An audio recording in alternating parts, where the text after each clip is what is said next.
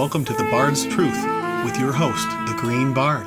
Today we're going to talk about Daenerys and her bond to her dragons in A Game of Thrones. Say what? Daenerys' dragons are just eggs in A Game of Thrones. What do you mean bonds? Well, hopefully by the end of this, you might think differently. Consider this SSM. Fantasy needs magic in it, but I try to control the magic very strictly. You can have too much magic in fantasy very easily, and then it overwhelms everything, and you lose all sense of realism. And I try to keep the magic magical, something mysterious and dark and dangerous, and something never completely understood. George is telling us that he will never fully explain his magic, because he wants to preserve the mystery around it. However, I have noticed through my rereads that he does leave clues and patterns if you watch for them. I have tried to look for these clues, specifically in Dany's story, and I present them to you here. We'll also be pulling from time to time parallels from other chapters, especially from our Direwolf analyses, and from the world-building materials, The World of Ice and Fire, A Night of the Seven Kingdoms, and Fire and Blood. While I don't believe I can truly understand George R.R. Martin's magic in A Song of Ice and Fire, this essay will try to explain my mental image of the magic of Dany's bond to Drogon, and to some extent how it works. We'll also contrast it with her relationship to the other dragons. This work is in follow-up to my Direwolves of Winterfell series and builds on that work. While dragons certainly are not direwolves, I find that some of the motifs from that series transfer quite readily. After all, we are considering the magical bond between human and beast. So if you haven't seen that series, check out this link. A Game of Thrones, The Last Dragon Awakens the Last Dragons. Dany has 8 chapters in A Game of Thrones. Throughout the volume, she thinks of and discusses dragons and what it means to be a dragon many times. She has seemingly prophetic dreams that bring to mind her ancestors, like Daenerys the Dreamer, starting around the time she receives the gift of dragon eggs at her wedding. She also seems to have magical dreams about dragons in a different way from any other in the story. She seems to bond with or incubate the dragon eggs throughout the volume. In the culmination of this, the hatching, she wakes dragons from stone, something Melisandre is still trying to do, perhaps completely unaware that the prophecy has already been fulfilled by Dany. However, looking more closely at the text, I'm convinced that Dany woke the dragons inside the eggs long before they hatched, starting with Drogon. A Game of Thrones, Daenerys 1. This chapter sets the table for Dany's magical experiences in the volume. There are no magically significant mentions of dragons in Dany's first chapter, but there is a lot of discussion of the Targaryen identity as dragons. There is one mention of small folk in Westeros sewing dragon banners, one of dragon skulls in the Red Keep, and one direct reference of House Targaryen as the House of the Dragon. There are also 8 mentions of Viserys claiming to be a dragon or waking the dragon, which Dany equates with the act of angering Viserys. This is a terrific foreshadowing of what happens not only in her final chapter of this volume, but in the very next chapter. Most of these mentions also serve to show that Viserys is a cruel man who rules Dany with fear, and showing how he deems himself superior to others. Viserys calls it waking the dragon. You don't want to wake the dragon, do you? You do not steal from the dragon. Oh no, the dragon remembers. The mantra of waking the dragon, of course, is also foreshadowing of Dany actually waking dragons from stone, the prophecy for which George ironically introduces early in the book that follows Dany fulfilling it. There are also specific mentions of their house blood. The first mention gives us a giant clue as to the importance of that blood. They filled her bath with hot water brought up from the kitchen and scented with fragrant oils. The girl put the rough cotton tunic over Dany's head and helped her into the tub. The water was scalding hot, but Daenerys did not flinch or cry out. She liked the heat. It made her feel clean. Besides, her brother had often told her it was never too hot for a Targaryen. Ours is the house of the dragon, he would say. The fire is on our blood. That's right, the fire is in their blood. Well, it's in her blood at least. We are shown that she has an unnatural or at least exceptionally strong resistance to heat here. As we learn later, this is a magical trait in some Targaryens. To me, the most important part of that passage is that their blood of the dragon, their king's blood, is to some extent a genetic trait that they maintain through inbreeding. The direct mention of Kingsblood that follows shows how Dany has expected to wed Viserys to keep their blood pure, even as she is being prepared to meet a different bridegroom. The contradiction serves as a mystery. Why is Viserys allowing this? Drogo is so rich that even his slaves wear coat and collars. 100,000 men ride in his Calazar, and his palace in West Dothrak has 200 rooms and doors of solid silver. There was more like that, so much more. What a handsome man the Khal was, so tall and fierce, fearless in battle, the best rider ever to mount a horse, a demon archer. Daenerys said nothing. She had always assumed that she would wed Viserys when she came of age. For centuries the Targaryen had married brother to sister, since Aegon the Conqueror had taken his sister to bride. The line must be kept pure, Viserys had told her 1,000 times. Theirs was the king's blood, the golden blood of old Valyria, the blood of the dragon. Dragons did not mate with the beasts in the field, and Targaryen did not mingle their blood with that of lesser men. Yet now Viserys came to sell her to a stranger, a barbarian. Even as Viserys seemingly breaks this rule, this passage tells us that when highborn marriages are discussed and arranged in this world, the potential for Kingsblood in the match is hugely important. In the passage that follows, with Kingsblood in mind, we see a second mention of Aegon, this time comparing him to her betrothed, Drogo. In the same instance, Dany feels fear again. Fear seems a constant in her life at this point. This time, Drogo's ferocity is the cause. You see how long it is? Viserys said. When Dothraki is defeated in combat, they cut off their braids in disgrace, so the world will know their shame. Khal Drogo has never lost a fight. He is Aegon, the Dragon Lord, come again, and you will be his queen. Then he looked at Khal Drogo. His face was hard and cruel, his eyes as cold and dark as onyx. Her brother hurt her sometimes when she woke the dragon, but he did not frighten her the way this man frightened her. I don't want to be his queen, she heard herself say in a small, thin voice. Please, please, Viserys, I don't want to. I want to go home. Is this a hint by our author that Drogo might also have magical blood? I think it likely, even if Viserys' elitism or racism doesn't allow him to embrace his own words. He only thinks of them as savages that he is trying to use for his crown, very transactional. This fits, I guess, when you are selling your sister as a slave. Back to Drogo, we were told earlier that Aegon's blood was something that had to be preserved and left undiluted. Then, while Viserys schemes to allow this blood to be diluted with Drogo's blood, Drogo is metaphorically compared to Aegon. I find that highly compelling. It tells me that Drogo is exceptional, and we learn he has an ego. I would say that he likely feels he has king's blood as well. Others in the fandom, thanks between two weirwoods, have made the case that Dothraki were part of a migration away from the great empire of the Dawn, something I find likely. As we learn later, he is making a match that will fulfill a Dothraki prophecy, the stallion who mounts the world. Hat tip to Preston Jacobs. This is a clear parallel to how Rhaegar earlier wanted to fulfill a prophecy by combining his line with another great house that suggests king's blood, the Starks, even after doing the same with House Nymeros Martell. So, to recap, this chapter foreshadows waking dragons and Dany's fire magic, and it introduces the concept of king's blood, which explains why she has such magic. A Game of Thrones, Daenerys 2. I believe that the foreshadowing of waking the dragon pays off early in the next chapter, in Daenerys' first dragon dream. Viserys and the way he terrorized Dany seems to set it off. Dany's last rebellious thought of her brother not being a dragon here may also play some small role. The dream itself starts with her fear of Viserys and the metaphor about his anger. She clams up and whimpers. Up to that point, this seems to be a normal dream. The act of whimpering, though, changes the whole dynamic. I imagine it to be a silent prayer, a telepathic call for help. What if that prayer is answered? Not by a god, but by a dragon. Yet tonight she dreamt of one. Viserys was hitting her, hurting her. She was naked, clumsy with fear. She ran for him, but her body seemed thick and ungainly. He struck her again. She stumbled and fell. You woke the dragon, he screamed as he kicked her. You woke the dragon. You woke the dragon. Her thighs were slick with blood. She closed her eyes and whimpered. As if in answer, there was a hideous ripping sound and the crackling of some great fire. When she looked again, Viserys was gone. Great columns of flame rose all around, and in the midst of them was the dragon. It turned its great head slowly.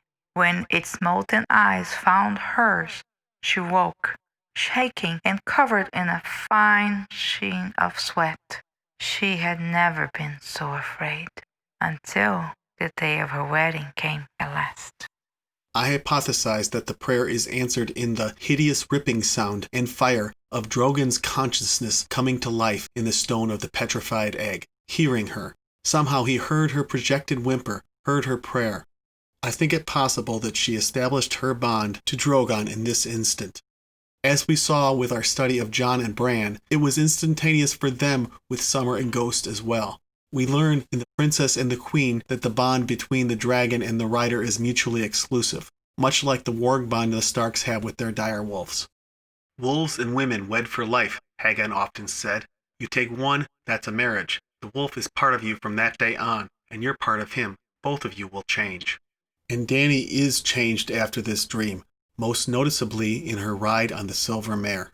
Her dream also scares her upon waking, but she takes courage from her identity as a dragon thereafter, which is a contradiction. I'd like to think that the bond to the dragon helps her to muster that courage and to shed some of her fear later. Tyrion and Jon dream of dragons as well, perhaps a hint by our author that they too have blood of the dragon. However, their dreams are not described like this, where the dragons are direct participants interacting with the dreamer. I think the reason Dany's dreams are different is the presence of the dragon eggs. Recall that Egg, Aemon, and their brothers also had dragon dreams. They too had cradle eggs, so I hypothesize that their dragon dreams were more like Dany's. Aemon's insistence that I remember dragons hints at the clarity of actual dragons being in the dreams. I hypothesize that the dragons interact with them through a psychic bond to the dragon in its egg, similar to, but not the same as wolf dreams. The wolves can be dominated once the warg masters the power. With Targaryens at least, I don't think that the dragons can be mastered by their riders. Old Valyria might have been different.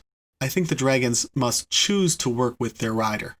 I tie the eggs back to the dream because I find it reasonable to think the eggs were being stored at Drogo's manse, where Dany was sleeping the night of this dream. Perhaps they were even being stored in the same room, or an adjoining closet or adjacent room. I believe that Dany is interacting with pre-hatched Drogon. We'll come to the reason I think this dream was of Drogon specifically in the next chapter. After Summerhall, it was thought that all Targaryen dragon eggs were lost, and that the three Dany is presented here truly came from Asshai, as Illyrio suggests, that is, until Fire and Blood was published. There we learned that these are presumably the Targaryen dragon eggs recovered from Braavos, who bought them from Alyssa Farman after she stole them from Queen Rhaena's seat on Dragonstone during the time of Jaehaerys I. Magister Illyrio murmured a command, and 4 burly slaves hurried forward, bearing between them a great cedar chest bound in bronze. When she opened it, she found piles of the finest velvets and damasks the free cities could produce, and resting on top, nestled in the soft cloth, 3 huge eggs. Dany gasped. They were the most beautiful things she had ever seen, each different than the others, patterned in such rich colors that at first she thought they were crusted in jewels, and so large it took both of her hands to hold one. She lifted it delicately, expecting it would be made of some fine porcelain or delicate enamel, or even blown glass, but it was much heavier than that, as if it were all of solid stone. The surface of the shell was covered with tiny scales, and as she turned the egg between her fingers, they shimmered like polished metal in the light of the setting sun. One egg was a deep green, with burnished bronze flecks that came and went depending on how Dany turned it. Another was pale cream, streaked with gold. The last was black as a midnight sea, yet alive with scarlet ripples and swirls.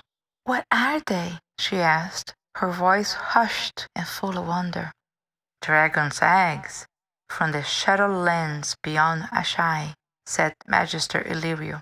"The eons have turned them to stone, yet still they burn bright with beauty. I shall treasure them always." Dany had heard tales of such eggs, but she had never seen one, nor thought to see one. It was a truly magnificent gift, though she knew that Illyrio could afford to be lavish. He had collected a fortune in horses and slaves for his part in selling her to Khal Drogo. Dany thinks, I am the blood of the dragon in 3 instances later this chapter to ward off fear. The third time she thinks it thrice, as if it is a mantra, followed by, the dragon was never afraid. In the scene where she rides the silver filly, she's mentioned as praying, something I had earlier compared to telepathic bond communication. Praying that she would not fall off and disgrace herself, she gave the filly the lightest and most timid touch with her knees. And for the first time in hours, she forgot to be afraid. Or perhaps it was for the first time ever. It must be noted that she might also be establishing a skin changer bond with the filly as well. But in the context of the other 3 instances I mentioned earlier, her dragon identity is certainly linked to her shedding of her fear here. Notably, that fear returns not long after the ride, when Viserys threatens to wake the dragon. We see later that waking the dragon seems to take on a double meaning, whereby the eggs are thought of by Dany or are integral to scenes where the phrase is used, continuing the foreshadowing of their hatching. This is evolutionary though, as she still consciously fears waking the dragon until Viserys' death, or at least until she breaks free of his power. A Game of Thrones, Daenerys 3. The first mention of dragons in this chapter follows Dany's darkest moment. She has saddle sores, is chafed, raw and bloody, with blisters from the rains, and she is getting the equivalent of marital rape from Drogo every night. She has no emotional support, and she decides she wants to end her life rather than going on like that. Such was her mindset when she had her second dragon dream. We can identify the dragon to be Drogon because this time we get a physical description. I presume it to be the same dragon as the first dream because it is described as the dragon, not a dragon in the dream. Drogon's egg is mentioned in the passage as well, ensuring that we connect it to the dream. Recall our Direwolf theme of physical contact amplifying the bond. By some magic, Dany feels heat coming off the egg when she touches it, and for an instant, she feels like she's dreaming again. To me, this is clear evidence for a telepathic bond to Drogon at this moment. Recall again that the magic is amplified by physical touch. This is a transformative dream for Dany, so much so that the handmaidens immediately noticed. This is significant. The dragon symbolically heals her mind and body, burning away her fear and pain, and making her new and fierce. Whether you believe that it was just a psychological healing, a physiological healing by some fire magic, or both, combined with normal healing and the development of callus from blisters due to the passage of time, we know for certain that after the dream she feels better, so she was at least healed emotionally by the dream. Yet when she slept that night, she dreamt the dragon dream again. Viserys was not in it this time. There was only her and the dragon. Its scales were black as night, wet and slick with blood. Her blood, Dany sensed. Its eyes were pools of molten magma, and when it opened its mouth, the flame came roaring out in a hot jet. She could hear it singing to her. She opened her arms to the fire, embraced it, let it swallow her whole, let it cleanse her and temper her and scour her clean. She could feel her flesh sear and blacken when slough away, could feel her blood boil and turn to steam, and yet there was no pain. She felt strong and new and fierce. And the next day, strangely, she did not seem to hurt quite so much. It was as if the gods had heard her and taken pity. Even her handmaids noticed the change. "Khaleesi," Shiki said, "what is wrong? Are you sick?" "I was," she answered, standing over the dragon's eggs that Illyrio had given her when she wed. She touched one, the largest of the 3, running her hand lightly over the shell. Black and scarlet, she thought, like the dragon in my dream. The stone felt strangely warm beneath her fingers. Or was she still dreaming? She pulled her hand back nervously. From that hour onward, each day was easier than the one before it. Her legs grew stronger, her blisters burst, and her hands grew calloused. Her soft eyes toughened, supple as leather. Prayer is again associated with the telepathic bond. While the dream didn't specifically start with a prayer is implied because as the passage continues, she thinks that her healing was as if the gods had heard her. Again, I believe it was Drogon that heard her prayer. The author is being very tricky, in my opinion, by confounding the concept of prayer and psychic communication. Or perhaps, being raised Catholic, he is associating the magic of the bond to what his imaginative young self originally thought or hoped prayer might amount to. Note that there is another interpretation of the dream, that the gods or some entity, Preston Jacobs believes Quaithe is involved in Dany even this early, is meddling in her mind much like the three-eyed crow with Bran. Whether or not this is happening also, I firmly believe that this dream can be directly attributed to Drogon and their bond. After the dream, Dany has her first confrontation with Viserys, and he has his Sorefoot King punishment, further indicating her shedding of fear. She discusses waking the dragon with Jorah, and dragon banners being sown in Westeros, setting up Dany's mind to question a lot of Viserys' teachings. Jorah mentions that Rhaegar was the last dragon. If nothing else, this should be a reminder of their Kingsblood. With that introspective frame of mind, she sees her eggs again as they make camp and further bonds with Drogon's egg. As she let the door flap closed behind her, Dany saw a finger of dusty red light reach out to touch her dragon's eggs across the tent. For an instant, 1,000 droplets of scarlet flame swam before her eyes. She blinked, and they were gone. Stone, she told herself. They're only stone. Even Illyrio said so. The dragons were all dead. She put her palm against the black egg. Fingers spread gently across the curve of the shell. The stone was warm, almost hot. The sun, Dany whispered. The sun warmed them as they rode. Again, it is Drogon's egg that she touches here. It may not be that the others would be warm at this point, as she has likely not interacted with them enough to wake them. When she tells herself they are only stone, she clearly is beginning to think that they are much more than that. The concept of her feeling heat emanating from the egg is something we'll return to late in the volume. At this point, we can at least be sure that she is taking some strength from Drogon inside. Next, she has a bag and discusses dragons and eggs and moons and a lot of symbolic stuff with her handmaidens. Dany's skin was flushed and pink when she climbed from the tub. Jiki laid her down to oil her body and scraped the dirt from her pores. Afterward, Eerie sprinkled her with spice flower and cinnamon. While Dorea brushed her hair until it shone like spun silver, she thought about the moon, eggs, and dragons. LML has a field day with the symbolism on this. I recommend his channel if you want to get into it more. For our purposes, it serves to reinforce the importance of her blossoming magical bond to the egg. She goes on to continue her emotional transformation, asserting some level of sexual control in her relationship with Drogo, though I won't cover that here, because there's no mention of dragons or eggs. Next time we'll continue to investigate Dany and her eggs in A Game of Thrones. Thanks to all the terrific artists who let me use their work on this YouTube video. Thanks to my wife, the brushed bombshell, who narrated Dany's chapters, and to my daughter, the Saxy bass lass, who provided the terrific art of Dany's eggs. If you enjoy this content, you can also consider supporting us on Patreon.